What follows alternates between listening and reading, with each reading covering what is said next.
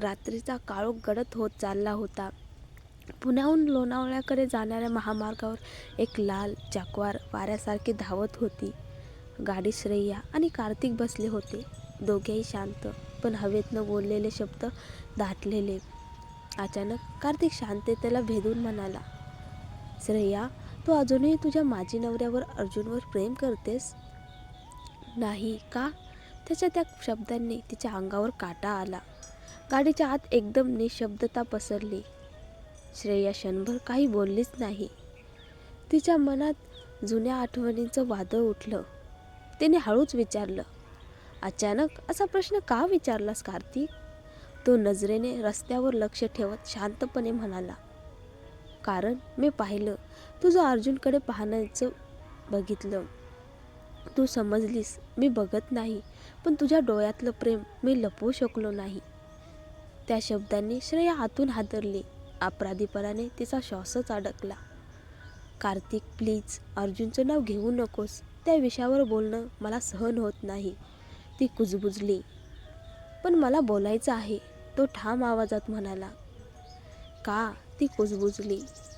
कारण मी अशा स्त्रीला जबरदस्तीने प्रेम करू शकत नाही, जी अजूनही दुसऱ्यावर प्रेम करते. श्रेया गप्प राहिली. तिच्या डोळ्यात अश्रू चमकले. कार्तिक पुढे म्हणाला, मला खरं सांग श्रेया, तू अजूनही अर्जुनवर प्रेम करतेस का? तिचं मन किंचाळत होतं. हो, पण ओठ मात्र थरथरले. तिने नजर खाली घातली. तेव्हा कार्तिकचा आवाज पुन्हा शांत झाला, पण त्यात वेदना होती. तू त्याच्यावर खूप प्रेम केलं आहे श्रेया. मी तुझ्या नजरेत पाहिलं तेच पुरेसं होतं. श्रेया अश्रू पुसत कुजबुजली. माफ कर मला कार्तिक. तो हलकसा हसला. माफी नको श्रेया. आपल्या भावना खऱ्या असतात, त्यासाठी कोणाला दोष देता येत नाही. मी तुझ्यावर प्रेम करतो आणि तू अजून त्याच्यावर करतेस. आपल्या दोघांचं दुर्दैव एवढंच आहे. गाडीतील वातावरण पुन्हा शांत झालं. फक्त वाऱ्याचा आवाज, विजांचा कडकडाट आणि दोन तुटलेली मने. कार्तिक म्हणाला, मी योद्धा आहे श्रेया, पण हे युद्ध मी हरतोय असं वाटतंय. तू माझं स्वप्न होतीस, पण मी तुला विसरवू शकलो नाही. पण एक गोष्ट सांगतो, मी प्रयत्न केला आणि त्याचं मला दुःख नाही. श्रेया रडत म्हणाली, मला वाईट वाटतंय तुला दुखावल्याबद्दल, पण आपलं नातं बदलू नको. तो हसला. नाही बदलेल, पण मला एक वचन दे. काय? जर कधी अर्जुन परत आला तर तोपर्यंत त्याला माफ करू नको. जोपर्यंत तो तुझ्यासमोर गुडघ्यावर बसून डोळ्यातून अश्रू आणून तुझी क्षमा मागत नाही, तोपर्यंत त्याला पुन्हा आपल्या आयुष्यात येऊ देऊ नको. आणि जर कधी आलास तर त्याला दाखव तुझं प्रेम मिळवणं किती कठीण आहे. श्रेया थरथरत्या आवाजात म्हणाली, मी वचन देते.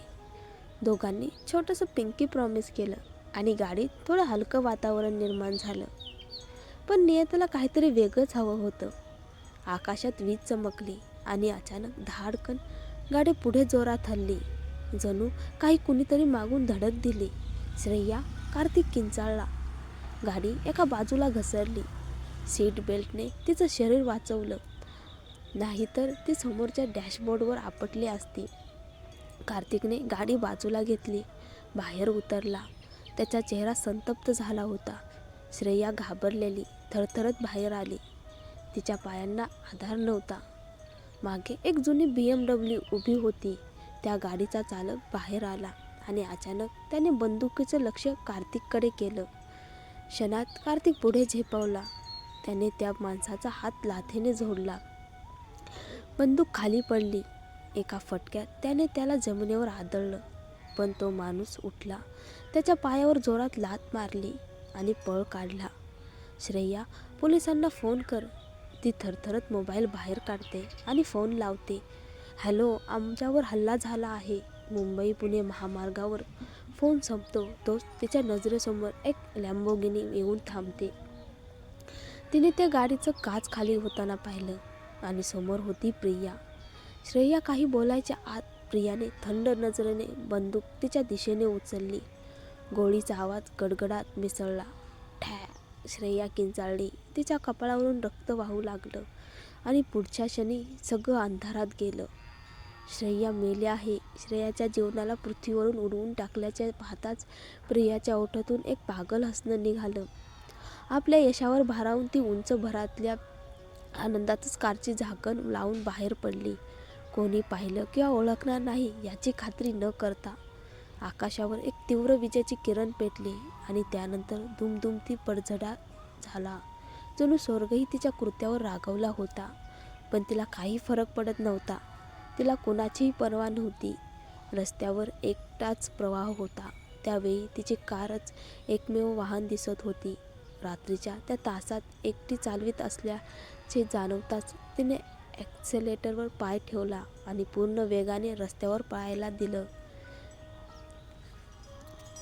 तिनाच्या जळधारा काराच्या झपरावर पेलत होता, तरीही तिने गती कमी केली नाही. कारला मोकळ्या हायवेमध्ये वेडा माणूस समजून धावत उरलं. तिला आनंद होत होता. किती आनंद! आता श्रेया तिच्या आयुष्यात नाही. लवकरच तिला अर्जुनही शोधून काढायचा आहे आणि तोही संपवायचा आहे. म्हणूनच तिच्या मनात ठरलं होतं, जर तो तिला मिळणार नसेल तर तो मरण पावला तरी, नाही तर दुसरा मार्ग नाही. त्याने जी निवड केली होती तीच त्याला मिळाली, मृत्यू. श्रेया मारल्याचा नशिबाचा आनंद तिच्या रक्तात औषधासारखा फिरत होता.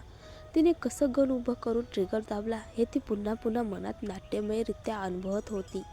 अमाप समाधानाने तिचं छातीत भरून आलं आणि तिने गाडी चालवण्यापासून अजून वेग वाढवला. आणि आता श्रेया संपल्यावर तिला काहीही घाबरण्याचं उरलं नव्हतं. कोणीही पुन्हा तिचं सुख न घेऊ शकेल. दूरवर प्रिया शक्यतो लाल प्रकाश दिसला. जंक्शनवरचा लाल दिवा थांबण्याचा संकेत देत होता. तिने ब्रेक दाबून गाडी थोडी हळू केली, पण तिच्या तापलेल्या कपाळावर काळजीचा ठस आला. जेव्हा गाडीची गती अजून बदलली नाही तेव्हा तिने ब्रेक पुन्हा दाबला, परंतु काही फरक पडला नाही. गाडी काही वेड्यासारखी रस्त्यावर झपाटच पुढे निघाली. भीतीने तिच्या मनावर ताबा मिळवला. शेपटीत शपथ घेताना ती ब्रेकवर जोराने हात ठेवत राहिली, परंतु कार एकदम जंक्शन ओलांडून पुढे निघाली. क्षणानंतर धातूचे ठिणग्यांचे भयंकर आवाजाने रात्र तुटली. त्यानंतर जोरदार स्फोटाने अंधारे हायवे पेटून उडाला. मग थोड्याच वेळात सगळं शांत झालं. प्रिया हळूहळू डोळे उघडली. प्रथम तिच्या दृष्टीसमोर राखाडी पांढऱ्या रुग्णालयाच्या खोलीचा निर्मळ छप्पर दिसला. त्यानंतर तिला एअर कंडिशनची हळूहळू गुंज आणि बाजूच्या मॉनिटरची कोमल बीप जाणीव झाली. तिचं संपूर्ण शरीर वेदनेने भरलेलं होतं. इतक्या वेदना की असे वाटत होते की प्रत्येक हाड तुटून गेले. पाठीवर आणि डोक्यावर पट्टी व ड्रेसिंग होती. ती किती खोल जखमी झाली आहे हे मोजता येत नव्हतं. पण एक गोष्ट ठाम होती, या जखमांचे ठसे कायमचे राहणार होते. माफ करा मिस, तुम्ही अपघातून जगला पण तुमचे बाळ जुडवा टिकून राहिले नाही. त्या खोलीतील परिचारिकेने नजरेत करुणा घेऊन वाईट बातमी सांगितली. त्यावेळेस प्रियाचे डोळे भरून आले. तिच्या पोटाचं असलेलं फुगणं अचानक उधळलंय असं जाणवलं. वाटत असलेलं आयुष्य इतक्या लवकर घेऊन जाण्यात आले होते. खूप लवकर. तिने ते स्वीकारण्यास मन नकार दिला. तिचे मेंदू सुन्न झाले. ती परिचारिकेकडे बघून म्हणाली, तुम्ही खोटं बोलत आहात बरोबर ना? परिचारिकेच्या डोळ्यात करुणेची ओळ होती. कार अपघातामुळे तुम्ही तुमचे जुडवे गमावलीत, ती मळमळत समजावली. पण प्रियासाठी कोमल आवाज देखील या वेदनेला शांत करू शकत नव्हता. नाही, हे घडू शकत नाही. हे कुठला हट्ट आहे का? हे आता मजाक नाही, ती ओरडली. तिचं ओरडणं वास्तवात खोलीभर भरून गेलं. हॉलपर्यंत पोहोचलं. आपण तुमच्या दुःखासाठी दुःख व्यक्त करतो. सत्य खरंच तीव्र वेदना देतं आणि म्हणून प्रिया ते स्वीकारणं नाकारत होती. नाही, तुम्ही खोटं म्हणत आहात. माझं बाळ मरू शकत नाही. मी जिवंत आहे. तर त्यांना मरण्याचं कारण काय? ती श्वास कमी करत म्हणाली, पण तिचा आवाज रोमहर्षक आणि विरळ झाला होता. कृपया शांत व्हा. शिवण उघडू शकते, सर्जरी उघडू शकते, जर तुम्ही दम पोकट केले. परिचारिका तिचा कंपन थांबवण्याचा प्रयत्न करताच प्रिया तिला ढकलून टाकली. नाही, हे सर्व स्वप्न आहे. उठवा मला, उठवा. हे घडू शकत नाही. तिचे हिस्ट्रिक जुडव्या पद्धतीने पुन्हा हराकिनी झाले. अश्रू तिच्या तोंडातून अनंत धबधब्यासारखे वाहू लागले. मला माझी मुले दाखवा, मी तुला विनंती करते. ती रोईनत परिचारिकाच्या हातात धरून म्हणाली, ते परत आणा.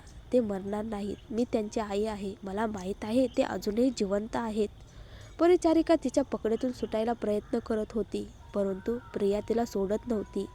परिचारिकेने आपत्कालीन बटन दाबले आणि 2 पुरुष परिचारिका खोलीत धावून आले आणि प्रिया रोखायला लागले. मला खेद आहे, परिचारिकेने मान हलवून म्हटलं. प्रिया मानसिक त्रासग्रस्त रुग्णाप्रमाणे घासतच काय चालत होती, पण शांत करायला सुईतून ट्रँक्विलायझर तिच्या मांसपेशीत शिरलं आणि ती झटकन शांत झाली. हळूहळू तिच्या समोरची उजळ खोली अंधारात मिसळू लागली. माझी मुले, ती घसघशीत आवाजात पाडली आणि डोळे बंद केले. अंधारात हरवली. तिच्या पॅरासिलाईनसारख्या गालावरून अश्रू सरकताना तिने मृत्यूपुतळ्यांच्या दगडावर आपले नग्न बोट फिरवले. ती आपल्या जोडव्यांच्या कबऱ्यावर गुडघे टेकून बसली. तिचं सुंदर फुलांनी भरलेलं ड्रेस मातीने दागीनं झालं. पाऊस जोरात पडू लागला, पण ती तिथून न हलवता उभी राहिली. तिला तिथून दूर जाण्याची इच्छा नव्हती. तिचे ओलसर कपडे तिच्या अंगावर घट्ट चिटकून शरीर कंपवायला लावत होते. थंडीची गळज, परंतु तिच्या छातीत घाव झालेला वेदना त्यातही जास्त तीव्र होता. मी वचन देते, मी तुमचा बदला घेईन. मी जे अपयशी झाले ते पूर्ण करूनच राहील. ती खांद्यावर दाट कृष्णतेने बोलली. यावेळी मी सर्व काही करीन, जरी त्यासाठी माझं जीवन द्यावं लागलं तरीही. तिने पावसात तिथेच उभं राहून अजून वचन दिलं. क्षोभ, तिरस्कार आणि अंतहीन निर्धार याचा संगम